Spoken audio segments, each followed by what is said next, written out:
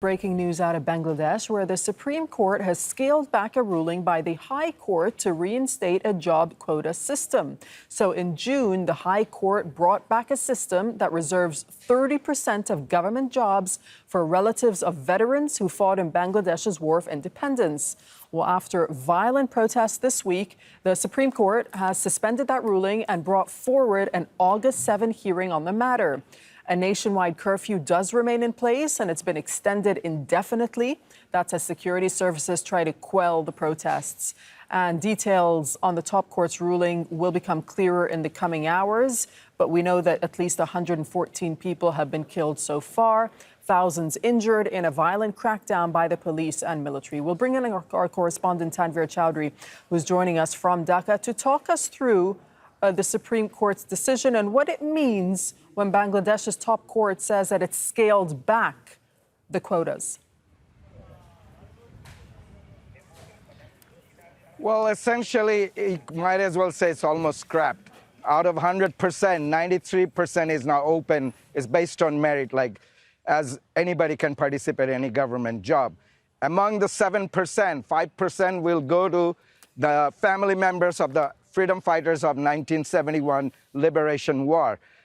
That could mean grandchildren, children, or some immediate family member. And 2% is reserved for indigenous people, people physically challenged, and transgender people. So that is the verdict today, basically scaling it down to say that 93% is open to everyone, and out of that 7%, 5% for freedom fighters, and 2% for physically challenged indigenous people and transgender. So after 2 weeks of violent protests and everything, finally we have a verdict. Will it come down the population that have been protesting? It's hard to say, because the students have been saying that, look, just the quota abolishment is not only thing right now. There's too much bloodshed. Hundreds of people have been killed and injured all over the country. A lot of the quota leaders and coordinators I've been talking to, one of the top leaders was picked up day before. He's still missing. He was picked up by detective police. His name is Nahid Islam, and he has no trace about where he is. Many politicians were picked up, including the opposition senior top leaders. There's one person called Nurul Haq Nuru, who was a former student leader. He has a party now, Gone Odhikar Forum. He's picked up. He's not missing now. Police say we don't know where he's about. We've seen videos among our colleagues who filmed these things in different parts of the city and other parts of the country. Such violent videos I've hardly ever come across. Police shooting people at point blanks, youngsters, just at point blank. None of these are aired in local TV. TV is highly censored. Now all we hear is about the damage and arson that was committed, nothing about the killing, the number of people in the medical. Newspaper is hard to come by. There's no internet. Telecommunication is very erratic. Phone call drops. So people are literally blind. There is a communication blackout. And when you talk to people in the street, the anger is not just about quota. It's a pent-up frustration about bad economy, high inflation, soaring food price for the last 2 years. So people actually came out from all walks of life supporting the student. This is going to be hard to quell that anger in the street. People say we're not going to forgive the number of people killed by the police in such aggressive way.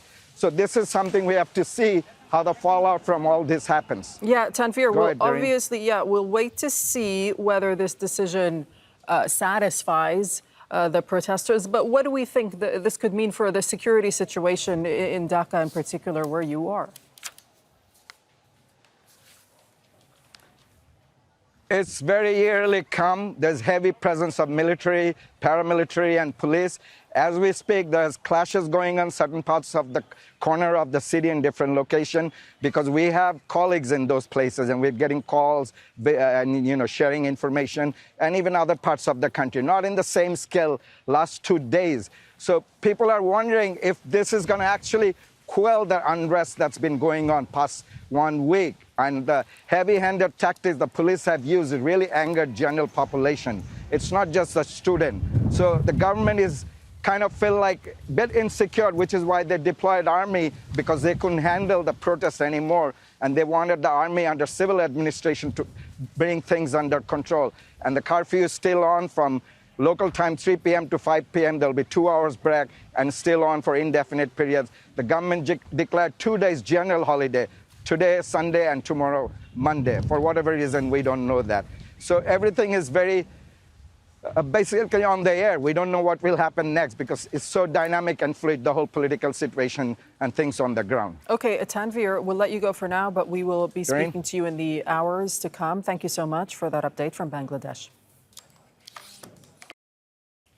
Make sure to subscribe to our channel to get the latest news from Al Jazeera.